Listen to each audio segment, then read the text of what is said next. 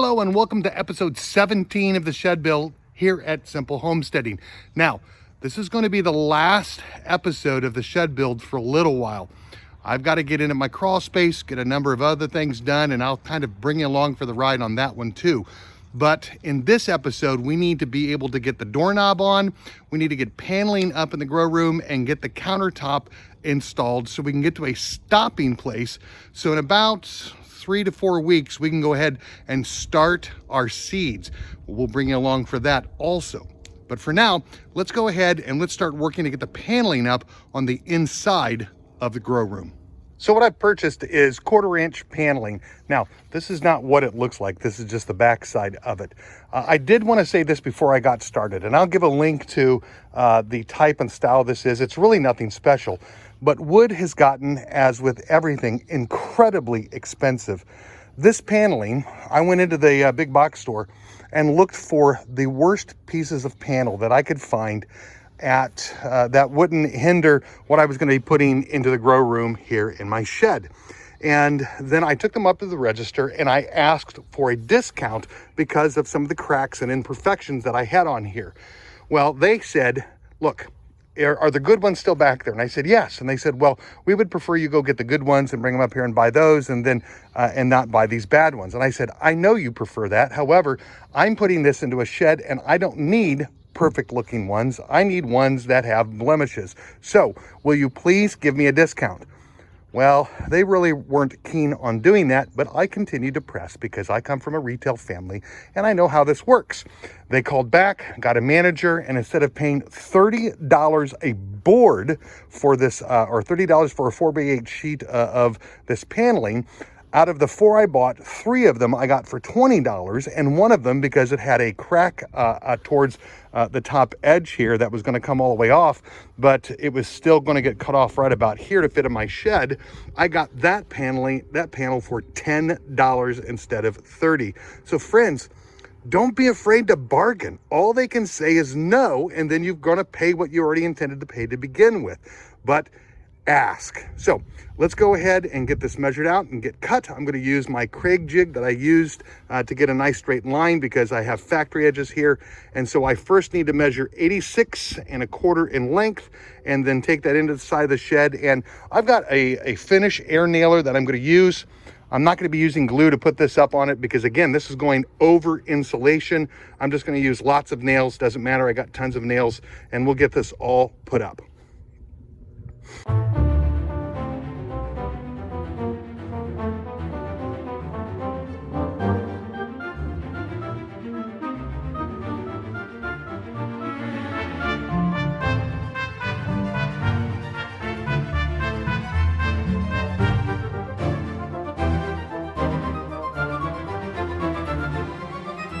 Now, before I flip the camera around and show you what the grow room looks like, let me just say very quickly that up until this point in the video, between when I first started and where I'm at now, it has been at least 2 weeks. We have endured over these last 2 weeks an ice storm, a snowstorm, and the second cataclysmic Noahic worldwide flood, which has made it nearly impossible to finish just walling off that grow room, putting in the doorknob, and then getting in the countertop. Now, I still have not gotten in the countertop. It's taken me just these 2 weeks to get the room walled and the doorknob in on the door. So let me flip this around, show you what we've gotten done so far, and then show you what I'm going to do next as far as the countertop and getting the support built for the countertop in the grow room. Also, let me say just also very quickly, it has been tremendous how well the heat is being held in there. It is 27 degrees out right now. It's supposed to be 60 in just 2 days. It's just insane right now. However, the inside of the grow room is 67 degrees. There is a 40-degree difference between the outside and the inside of that grow room. And I have yet to put any heat element whatsoever in that room. So let me go ahead and flip the camera around and show you where we're at. All right, no big deal, right? We have gotten the doorknob in. The door is kind of catching here in this area. I've tried to do all kinds of things to pull the door, to make sure the door's square. It is what it is. The door was upside down. I did not install this upside down. Rather, the reason why this was on clearance is because this door had all kinds of things going on with it that was wrong. So for those who caught that, beside my brother who is a custom cabinet maker, it is what it is, and it was inexpensive. However, let me go ahead and pull this open and show you where we're at. Again, this is not pretty. It is a grow room. Woo! Nice and bright. So I've got that paneling up, and I just put some trim to help with some issues there. I ran out of board, and so I went ahead and took some scrap board here. Again, this is a shed. This is a grow room. Not a big deal. And so we've got all of this put up. I possibly will do some trim here in the corners. I do not have anything up in the ceiling yet because I don't have anything. And I'll get something put up in the ceiling eventually. However, again, right now, it's holding heat very well. Now, the free countertop I got, the individual who gave it to me would probably cry if she saw that I have busted off the back. What I'm going to do next is I'm going to take a specific blade that I got for my cordless 6.5 inch saw, and I'm going to rip a straight line off of the back. Now, why did we do that? It is for the simple reason that from the top of the lip of that was originally on there to the base was about 5.5 inches. I would lose 5.5 inches of countertop height. I am 6'1", quickly shrinking because of age, and my wife is fairly tall also for a woman. And so the lower the counter, the more it would hurt our back. And so I want to be able to get this counter up about even here with the bottom edge of this window. So we went ahead and knocked off the back. We're going to square that up, and then I'm going to build a leg system here to support this that will also have at least one shelf, if not two shelves here at the bottom. So again, not much to really show you. It's a small room, and it's a small room that holds in the heat and will work well for what we want to accomplish. So right now, let's go ahead, and I'm going to get some sawhorses out. I'm going to switch out my blade on my saw, and we're going to snap a line, or at least draw a line on this countertop and get it cut. And then we'll show you how we're going to build the leg and support system.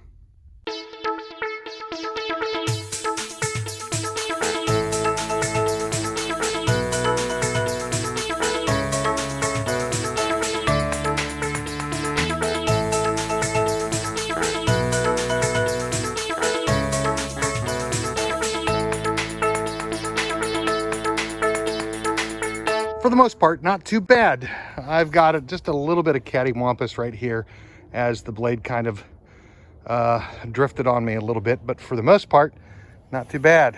All the rough edges are off, and this is going to go against the back wall, so this will get taken care of with caulk, if I even need to caulk it.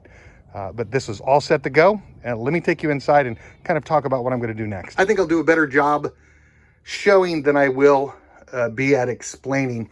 I'm going to be coming with my side supports horizontal to the wall, horizontal to this wall over here coming out. I'm going to have two vertical supports for the countertop on each side, and then I'm going to have two horizontal supports running on the inside of my boards. But then what I'm going to do is I'm going to be putting my I'm going to put a support here, and I'm going to put a support here, and then the side supports are going to butt up against this, and I'm going to screw in from the side this direction. Now, I'm going to get some cross support this way with a support from the inside coming over here. And as far as this kicking in on this side, I don't know. I could try to do some sort of cross bracing on the bottom to make sure that that doesn't happen. I've never done this before. I should probably reach out to my brother to try to figure out how best to do this. But I think with the weight that's going to be down on top, with the shelving that's going to be in on the inside, this is going to be sturdy enough for what I'm going to want to accomplish. So I'm going to make two mirror pieces here on both sides for my supports, and then we'll go ahead and measure what I need for the inside diameter across the top and bottom, and then we'll get all of those screwed in. So again, I'm much better, I think, at showing than explaining, so let's go ahead and get at this. The thickness of my countertop is 3/4 of an inch, and so I measured 3/4 of an inch down.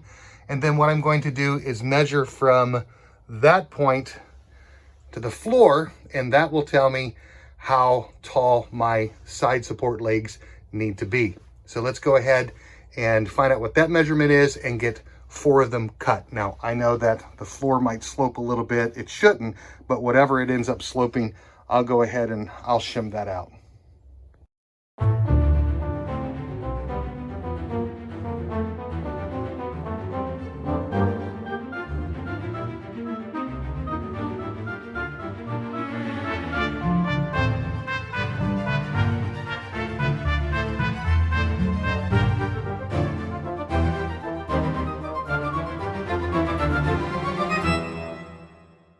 Next, I'm going to build a cross piece to attach this to this. This will be the back, the front, back, front, and it'll basically be, for the most part, the length, almost the depth of the counter. Now I'm going to leave a space at the top, and I'm going to leave a space at the bottom, especially at the top, because my boards are actually going to be against the wall going this way. So that'll allow me to be able to put a screw from this into that cross piece, or that board that is running against the back wall on the top and the bottom. Again, that'll provide me some stability. And then I'll run one from, let's say this is the front leg, I'll be running a piece from the top all the way over to the other leg across the top too, to provide support for the counter. This will, again, provide some stability. And again, even though I might not have some cross bracing, I think the shelving that's going to go in with these other boards will be very helpful. So let's go ahead and cut those pieces.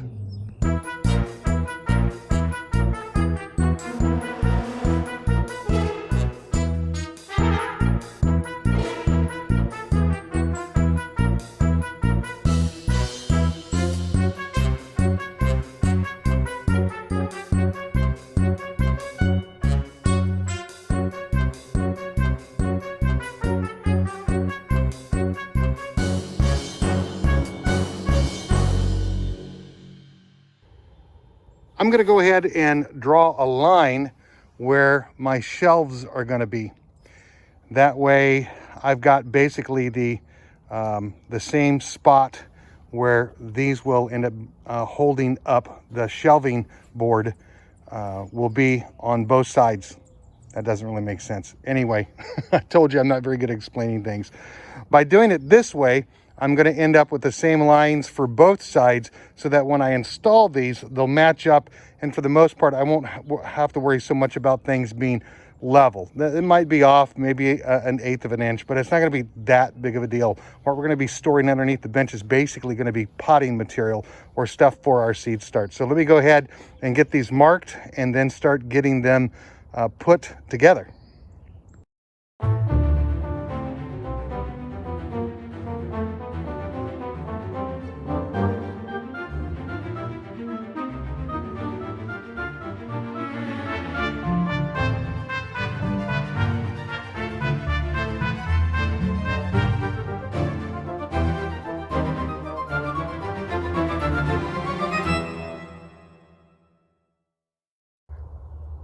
I've gone ahead and put a board on each end where the cross piece will be, or where the ends of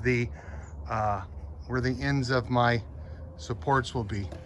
And then what I'm going to do is I'm going to measure from that inside diameter to that inside diameter, which will give me the piece that I need to put on the back wall, or the wall underneath the window, both at the top and at the bottom. So that's what we're going to go ahead and measure and cut at this time right now.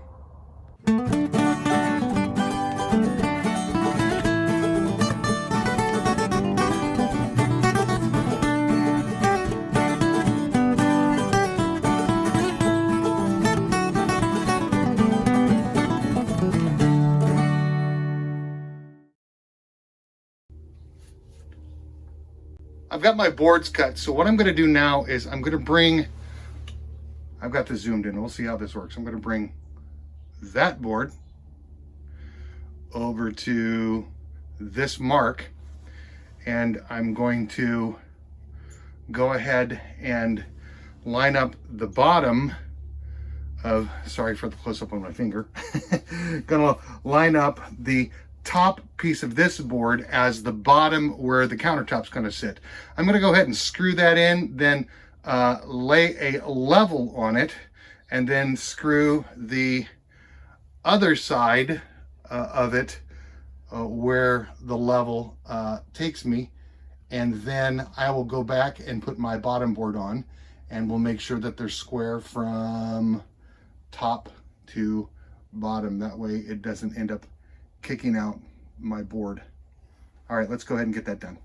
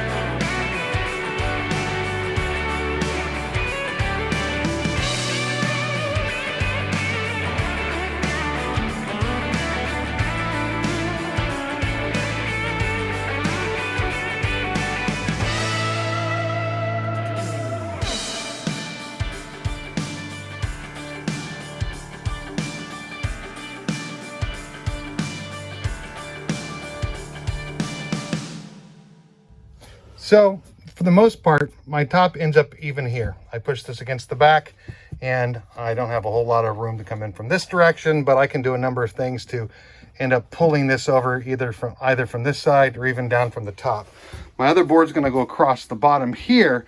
The issue is I'm high over here, which when I look back at this, it shows it coming down this way, but when I end up putting the let me go ahead and pull it over here.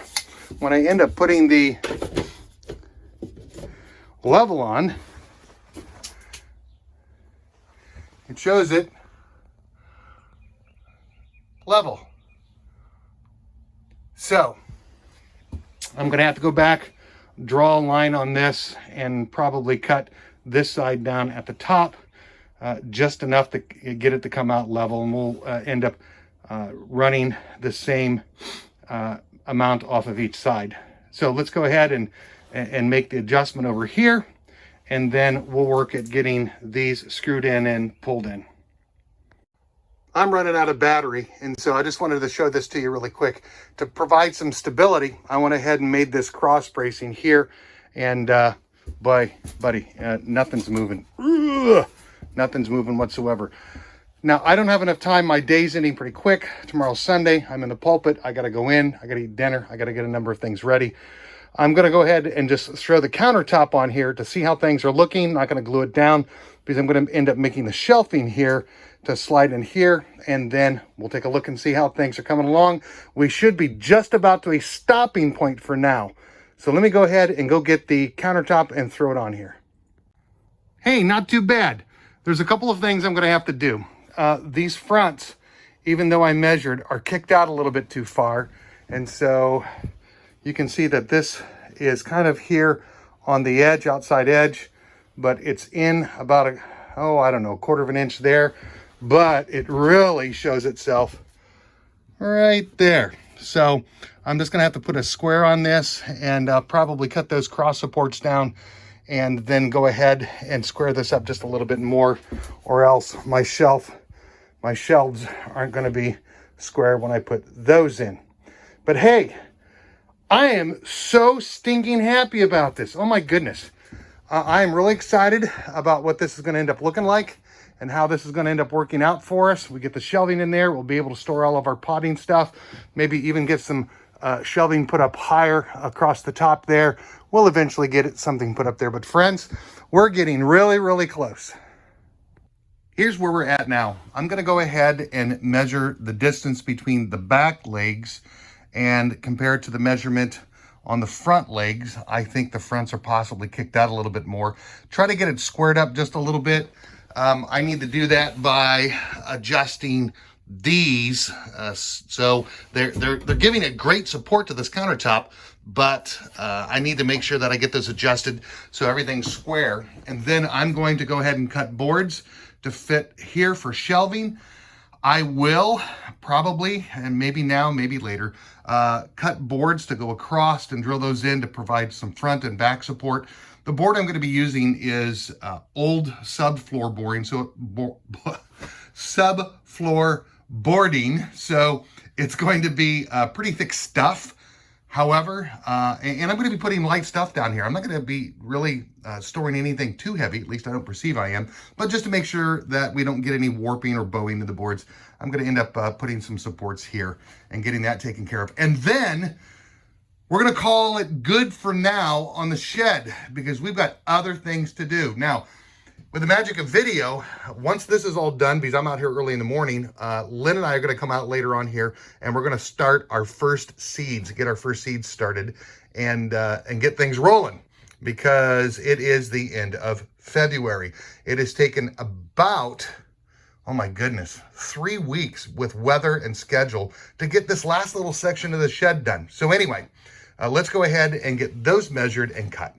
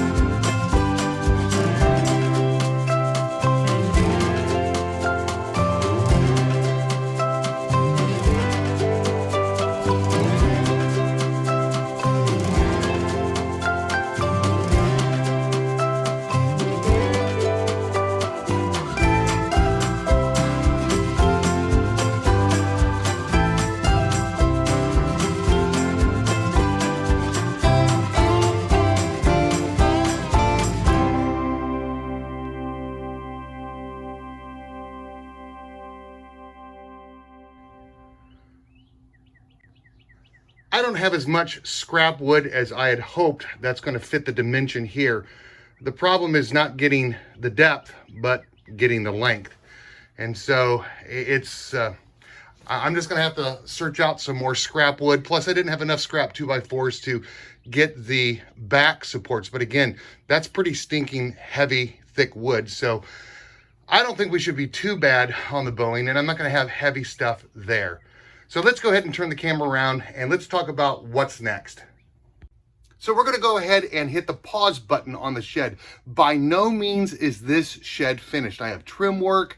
When I went and put the exterior on with the top 2 feet to the bottom 8 feet, they didn't have any Z flashing. So I just had to marry them together, and I've got a plan. So again, we're just going to kind of hit a pause moment in the shed build, because I've got things where I need them to start seeds here in this room. And so that's what we're going to do next. In the next 2 videos, we're going to talk about how to organize your garden so you can have a higher level of success in the growing year, as well as doing some videos on seed start. Now, again, at times when we start seeds, it's not again, rocket science. We think when we often do the videos that somehow, this is boring. And yet for people who are brand new to this, it's not. It's all new to them and they don't know what to do. We grew up with it, and so we kind of had an idea of what this looks like. So anyway, I just want to let you know, we're going to just hit the pause button right now and move on to other things. So again, we hope that this entire series has been an encouragement to you. You've learned either by our mistakes or by our successes. If you have not yet subscribed to the channel, hit the subscribe button, hit the little bell button if you want to know when a new video comes out. And if you liked this video, give it a thumbs up. Again, thank you for joining us today on Simple Homesteading. You all have a blessed day.